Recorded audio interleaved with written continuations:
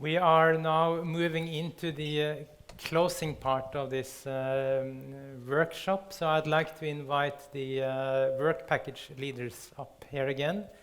If Ole, you can bring with you the microphone, and also from Vattenfall, we'll try to close this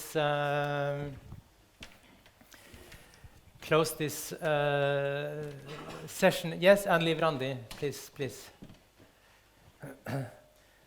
We'll try to close this workshop now on a little bit more general reflection on both the what is the results that we have achieved, and also a little bit on the future, how we are seeing the project. Or not this project, but the results being used in the future. But I'd like to start with asking you, Mats, on the from you are the role of the power company representative here now today. What, from your point of view, how do you see both the results that have been achieved and the interest from power company of this kind of large European research projects? Really interesting, and I'm impressed of the results that you have all received, and I'm excited to see the next step, because as I said, the hydropower industry is not front runners when it comes to new technology, so we need to demonstrate that this actually works and that we can come up with good business case. So large scale demonstrators, I think that could be a really good next step. Thank you. I'd like to ask, I mean, as I said previously, when we started this work, it was in the connection where we tried to establish this Norwegian hydropower center, and in this joint collaboration with this Swedish hydropower center, and now with the HydroSen. So I think this is not maybe the only, but at least one of the first within the hydropower community that we have had this European project. Livrandi, could you say a little bit about how you see both what's been achieved and maybe the importance of trying to have this larger international collaboration within HydroSen? Well, I think this international collaboration is essential, because I think we have so many common challenges. There are some variances throughout the different countries, as we can see. So I'm really eager to see where these results can actually then be implemented, like you mentioned, Mats, like large-scale testing, etc. I've also noticed that this work was started almost now 4 years ago, and I've also seen that there are some really rapid changes with regards to markets, etc. So I have been asking the VP2 leader as well, you know, could it be interesting to bring in some new frame conditions, etc., within the modeling that's already been done, to kind of reflect on the rapid changes that we are seeing now? For instance, in Norway, we have some big some big changes. So for me, it's interesting to see, where do we implement the results that is coming out of this? Where can we take it further within HydroSen, within new European initiatives that will be coming? So I don't know if it's an opportunity here to ask the question back to the project, but are there any thoughts around where to take it further? How to take it further? Yes, Ole, as the boss, you can start from. I think I'll start where you stopped, Mats.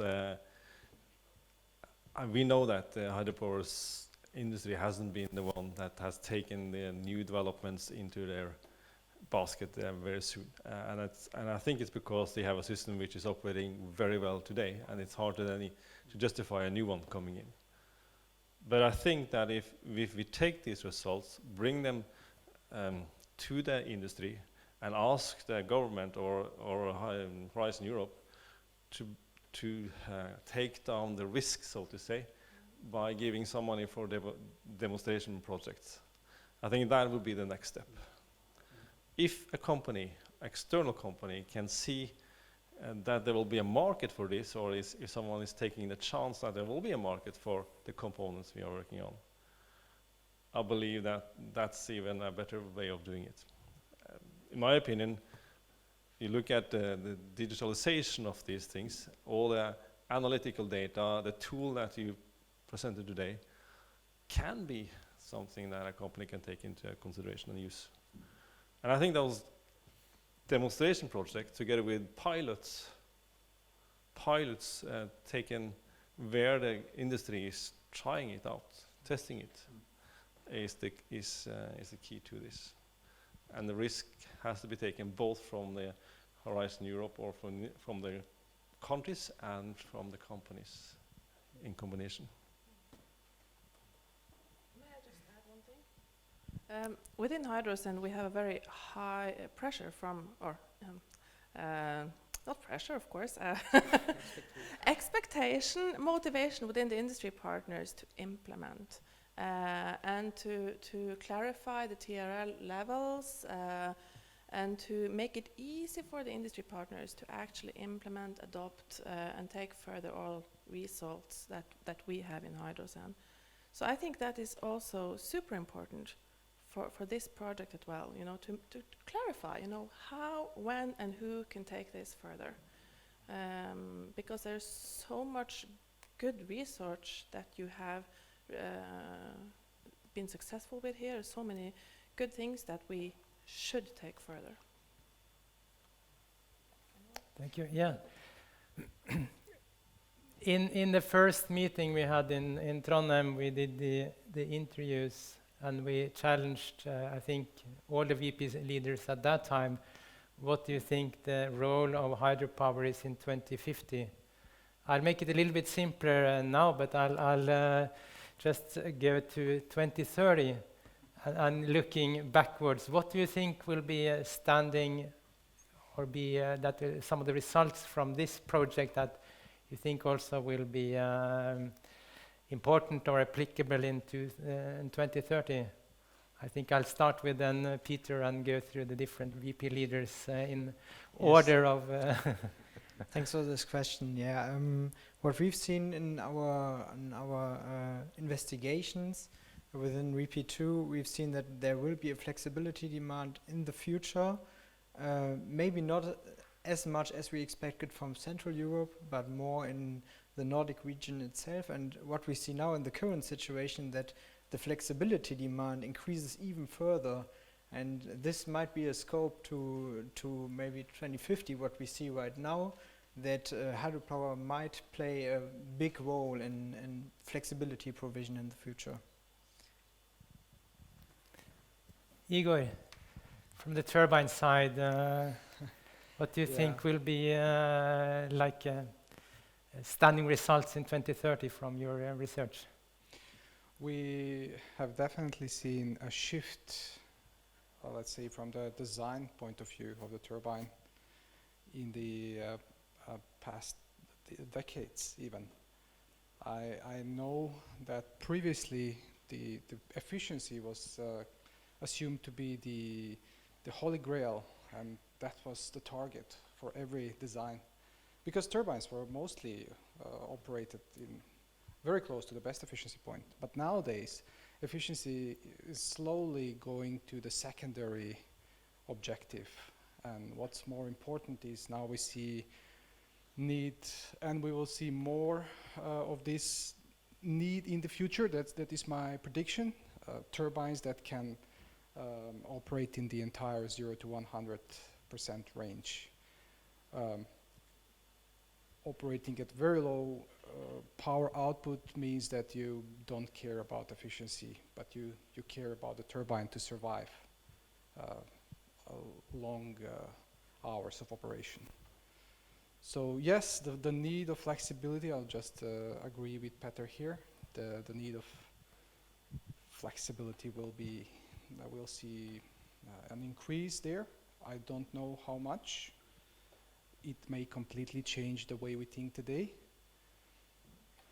Maybe not, but I'm more optimistic that it will. Yeah, yeah.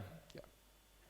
And Urban on the electrical On side. generator side, so instead Generator. of painting them red, they will be green. I think that's the biggest development. I do think that there are things you can do with hydropower. I don't think that all power plants, all generators will have a full power converter associated with them. Because if you look at from a grid perspective, 2030 is like tomorrow. Building new transmission lines is almost impossible these days. We all know that. But what I hope is that one can think of diversifying power plants, sort of if you have a station with 4 units, to diversify them a little bit. So maybe 2 units, they only produce energy best efficiency point, and the other 2 units maybe are faster, more flexible. So maybe one will have a full power converter, one will have another type of system, and then 2 will just be purely energy producers. So diversification, I think, might be something that we have added a little bit to, at least. And Staffan, I think, I mean, within the environmental side, maybe there's really a drive towards reducing flexibility. You have the Water Framework Directive, etc., which is really, in some places, having a large impact on reducing the flexibility. Do you think that what we have developed here can at least ensure that we are maintaining? I surely think that that kind of modeling that, and also the work that has been done with interviews really can be used also in that perspective. The EU Water Framework Directive, for instance, and that is really a main thing in Sweden right now, probably in more countries. I must also say that you recall to this meeting, was it in 2014 when you came and looked at what do they do in Sweden, and we had this competition now in Sweden from the energy agency, all kind of different centers that could apply from all areas in energy, and we applied them for the Swedish Center for Sustainable Hydropower, and then we really referred to your center. Look what they do in Norway. And also to the work that we do in Europe, to like ERA, and we did win it. And wind power didn't win or lost, and also like cooling computer center, there were no center for that. So we did win. And coming back to the initial question, this center will continue until 2028 and maybe 5 years more. And our vision is just that hydropower will be the most important enabler for the new energy system. And that was our vision, and since energy authorities approved it, that's also what they think, I should say, in Sweden then.